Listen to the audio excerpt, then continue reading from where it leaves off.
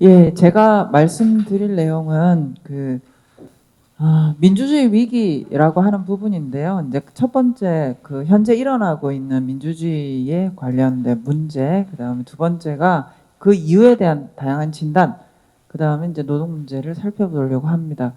사실 세계 민주주의가 전반적으로 문제다라고 하는 건 우리가 직감적으로 다 느끼고 있는데요. 주로 이제 EIU라고 해서 이코노미스트지에서 나오고 있는 이제 EIU 인덱스는 2006년부터 데이터가 나왔는데요.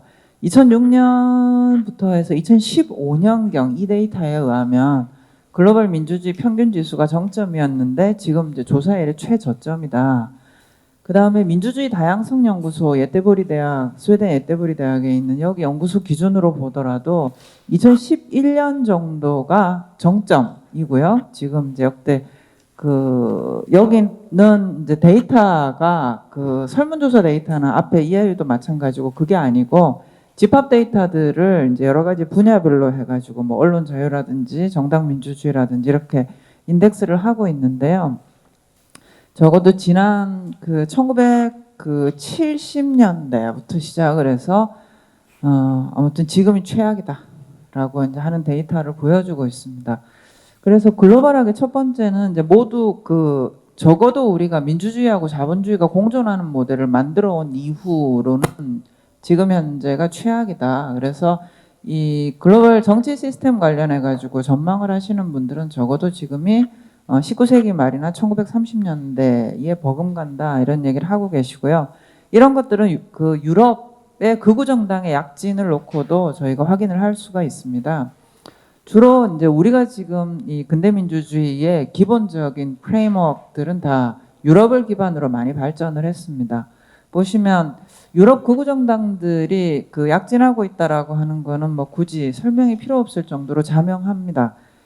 극우 정당이 총리를 맡고 있는 나라 이탈리아, 헝가리, 극우 정당이 연정에 참여하고 있는 나라 핀란드, 크로아티아, 슬로바키아, 네덜란드, 벨기에, 정부연합에 참여를 안 하고 있지만 정부연합 지지정당으로 극우 정당이 있는 곳이 스웨덴, 오스트리아 극우 정당 자유당 같은 경우도 지금 이제 지지율 1위고요. 사실 더 큰 문제는 이런 큰 나라들이죠. 프랑스에서 지금 국민연합이 압도적으로 지지율 1위고 독일에서 AfD가 기민기사연합당하고 지금 1위를 다투고 있는 상황이고 영국에서 영국개혁당이 역시 압도적으로 지금 1위인 상태입니다.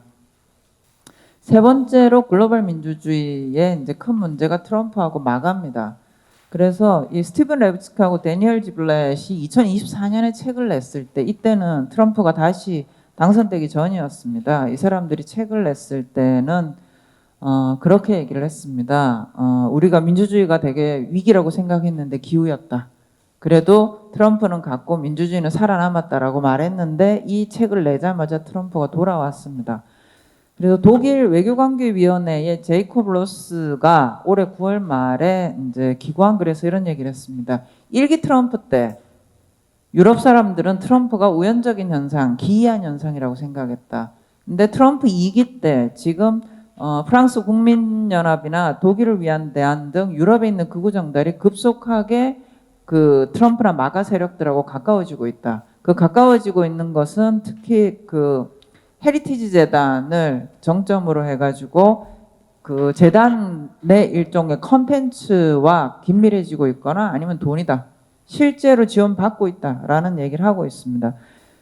그 다음에 이거는 제가 오탄데 올해 5월에 유럽 외교협회의 셀리나 베를린 같은 경우에도 트럼프 외교 정책이 굉장히 공격적으로 유럽으로 오고 있다 이런 얘기를 하고 있습니다.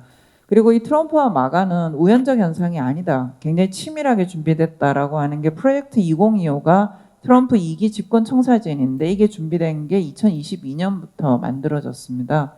그리고 이 방금 프로젝트 2025에 보시면은 보수의 약속이라서 1, 2, 3, 4 큰 내용인데 특히 이 중에서 보수의 약속 3, 글로벌 위협에 맞서서 미국의 주권 영토 경계, 그 다음에 풍요를 지킨다. 여기에서 지금 이제 글로벌 관세 부과나 보호무역주의 강화나 자유무역 기반 국제기구 탈퇴나 이런 이제 마가의 글로벌화 부분이 나와 있고요. 흔히 이제 요즘 그런 얘기합니다. 트럼프는 가도 마가는 남는다라고 하는 게 이 프로젝트 2025는 헤리티지 재단이 이제 치프를 잡고 미국에 있는 100개 넘는 단체들이 제안을 했고 한 37개 정도의 전문가들이 편집에 참여했으며 그중에 20명이 트럼프 1기의 공직자들이었죠. 지금 여기 이게 뭐냐면은 이제 2025 트래커입니다. 10월 초 기준으로 원래 2025가 목표로 했던 거야 48% 정도로 실제 했다는 거거든요. 지금 트래커 기록이 되고 있는 거고요. 그래서 사실 이 그 트럼프와 마가의 프로젝트는 굉장히 공격적이고 제국주의적인 방식으로 지금 글로벌화를 추진을 하고 있는 게 지금 이제 현재적 상황입니다.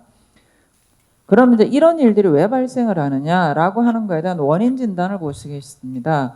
먼저 지금 민주주의 연구를 하는 데 있어서 이 백슬라이딩이나 디케이나 이로전이라고 하는 거는 안 되던 나라 문제가 아니고 잘 되던 나라에서 자빠지는 문제를 얘기를 하는 개념이고요. 그 첫 번째 이제 가설은 뭐냐면 이거는 국제 정치하는 분들이 얘기를 하는 겁니다. 그래서 특히 이 예외적 평화라고 하는 게 아이켄베리라고 하는 국제 정치학자가 얘기를 하는 건데요.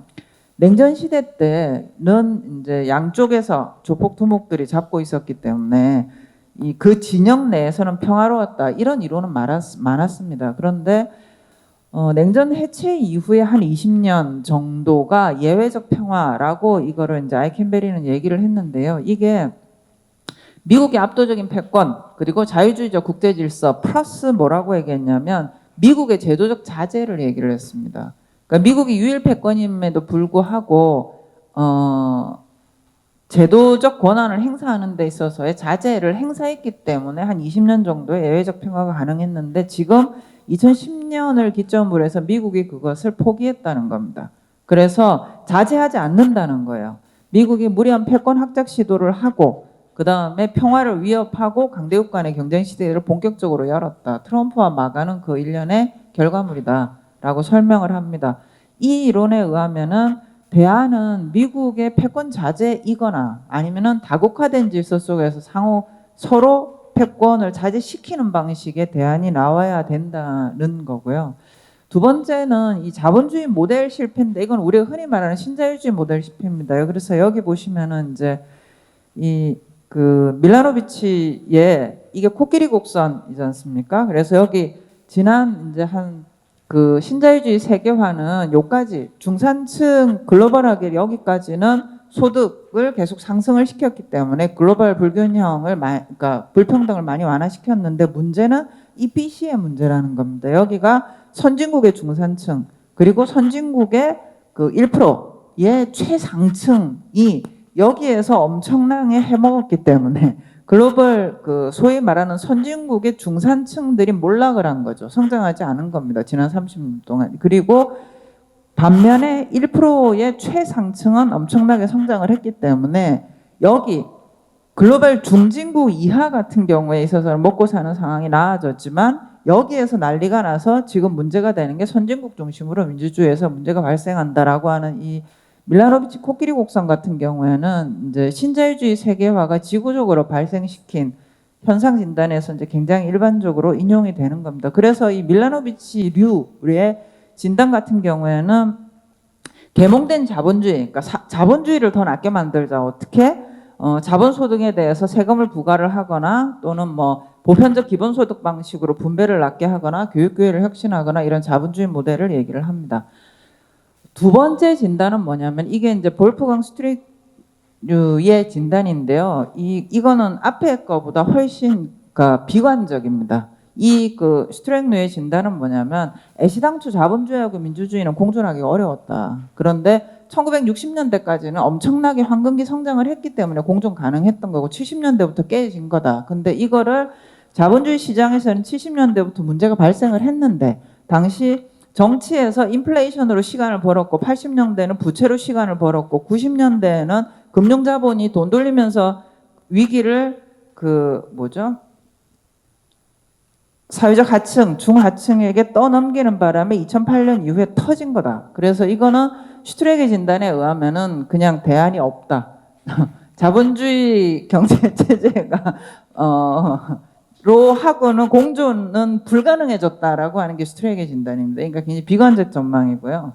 그 다음에 그 마틴 울프 같은 류는 이제 민주주의가 자본주의하고 공존에 실패를 했고 그 그러니까 그 울프의 같은 류의 진단은 뭐냐면 공존할 수 있는데 공존하지 못했다. 그래서 공존할 수 있는 모델을 찾아야 한다라고 얘기를 하고 이제 울프는 공존 새로운 하기 위해서 이 정당성 협약이라고 합니다. 그러니까 신자유주의 80년 들어오기 전에 한 70년대까지는 이 시장에서 발생하는 문제를 해결하기 위해서 일종의 팩트 또는 딜이 성사가 됐었다는 거예요. 근데 이 딜, 사회적 딜을 깼다는 겁니다. 신자유주의가. 그래서 지금의 새로운 어떤 정당성 협약을 만드는 게 핵심이다. 라고 하고, 뭐 사회안전망 강화, 그 다음에 이제 정치하고 짬짬이를 해서 서로 해먹는 이 정치 시스템 변화 이런 거죠. 그래서 이 사람은 자본주의를 파괴할 필요는 없는데 규칙은 바꿔야 된다. 이제 이게 이 사람의 주장이고요. 그 다음에 이 자본주의하고 그 민주주의에 관련된 문제에 대해서 라이시 같은 경우에는 또 다른 접근을 합니다. 로버트 라이시는 뭐라고 얘기를 하냐면 원래 시장은 이제 그 일종의 플라니류의 관점이긴 한데 이 사람도 원래 시장은 제도의 조합이었다. 그러니까 저절로 냅둬서 돌아가는 시장이 아니고 원래 제도의 조합이었는데 이 사람의 얘기는 뭐냐 민주주의가 실패를 해가지고 시장을 교란했다는 거예요. 그러니까 전적으로 이 사람의 입장에서 보면은 민주주의 정치를 운영했던 엘리트들이 부유한 사람들한테 편향되어 있는 사회 질서를 만들고 거기에 맞는 규칙을 조작을 함으로써 시장이 망가졌다. 그래서 이 사람의 그 주장은 뭐냐면은 이 소수의 부유한 자들한테 바이어스되어 있는 정치로부터 시장을 구해야 된다. 자본주의 구하기 프레임을 가지고 있는 게 라이시류의 입장입니다. 방금까지 이제 제가 첫 번째 글로벌 그 국제정치 말고 쭉 1, 2, 3, 4, 5 한 거는 시장하고 자본주의 관계에서 지금 이 문제가 발생했다라는 진단이고요. 요 진단은 뭐냐면 이제 샌델류의 진단입니다. 이 사람은 뭐냐면 단순히 시장 문제가 아니다. 이건 철학의 문제다라고 얘기를 하는 거고요. 특히 이 샌델류의 이제 진단에서는 현대 민주주의는 민주주의, 아테네 민주정, 로마 공화정에 기반을 둔 공화주의, 17세기 자유주의 이 세 가지를 기반으로 근대 민주주의가 발전을 했는데 지금 현재 가장 큰 문제는 뭐냐면 17세기에 개인 권리 기반 자유주의만 남았다는 거예요.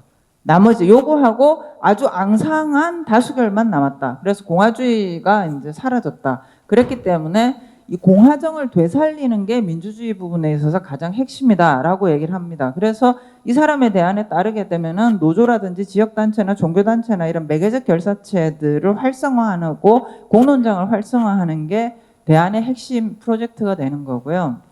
그 다음에 이거는 이제 카스 선스타인류의 정보입니다. 정보. 그러니까 핵심적으로 지금 민주주의는 공유된 경험을 통해 가지고 지속 가능하다라는 거죠. 이게 우리가 이제 공론장 이전의 문제입니다. 이거는 공론장이 열리려고 하더라도 당신과 내가 알고 있는 정보가 같아야 된다는 거죠. 근데 지금 현재 매체 환경의 변화를 통해 가지고 개인들이 필터 버블이나 아니면 정보 코쿤에 갇혀버렸기 때문에 동질적인 대상을 놓고 논의하는 게 불가능해졌다는 거예요. 이런 조건이기 때문에 그럼 이제 이 부분을 어떻게 할 건가? 이 관점에서 보면은 결국은 이 공유된 경험을 늘리고 공동의 정보망을 확대하고 타협과 수기를 일상화할 수 있는 방법을 찾아라. 이렇게 되는 거고요. 여기 지금 쇼샤누 주보프의 주장은 한마디로 이게 좀 전에 이제 보신 이 선스타인의 그거는 뭐냐면 매체 환경의 변화로 인한 정보 파편화의 문제인데 이 주보프의 주장은 뭐냐면 좀 더 들어가서 알고리즘 권력입니다. 그래서 알고리즘 권력에 의해 가지고 기본적으로 지금 세계가 조정되고 있는 문제를 얘기를 하는 거예요. 그래서